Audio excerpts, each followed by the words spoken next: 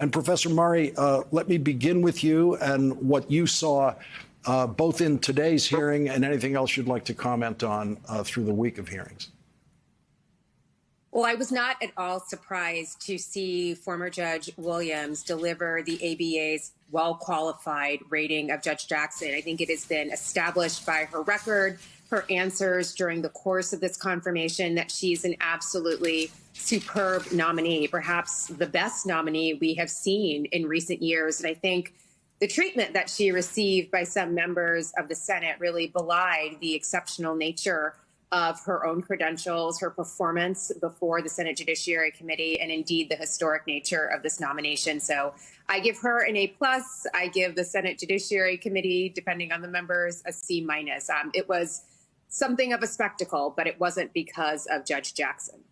Dahlia Lithwick, I have read your criticism of the Democratic members of the committee not doing the job that they could have this week, which I fully agree with.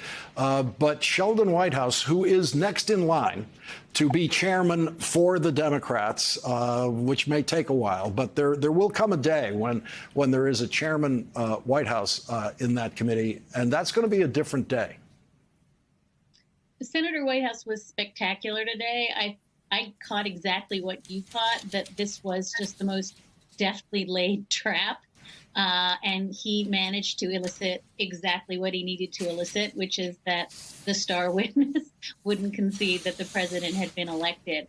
And I want to be really clear, I, by no means, using Melissa's ranking system, am giving all the Democrats a D- on everything. I was frustrated, and that piece reflected that I thought somebody needed to come to Judge Jackson's rescue in a passionate, fierce, deranged way that somehow was commensurate with the abuse that was being heaped on her. And so while I think across the board, the Democrats did really well, it really broke my heart that it took to the very end for Cory Booker, Senator Booker from New Jersey, to mount the kind of fierce, passionate, personal defense that said, Judge Jackson, you belong at this table.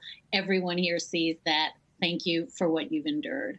My sense of it is that Chairman Durbin, at the beginning anyway, was hoping that he could get Lindsey Graham's vote, because Lindsey Graham is one of the 3 Republicans who voted for Judge Jackson last year to go to the circuit court.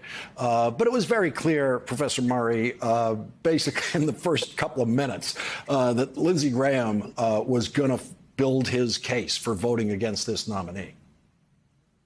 I think it was very clear. And more than simply building a case, he actually had to manufacture a case for his objection to this superlative nominee, because indeed, just a year ago, miraculously, he found nothing objectionable about her and supported her nomination to the circuit court. So again, he had to find a reason, and he built it on a foundation of grievances, all the way back to Janice Rogers Brown, who was a Republican African-American woman who was nominated to the D.C. Circuit. She ultimately did sit on the D.C. Circuit, but he noted that Democrats had given her nomination a hard time.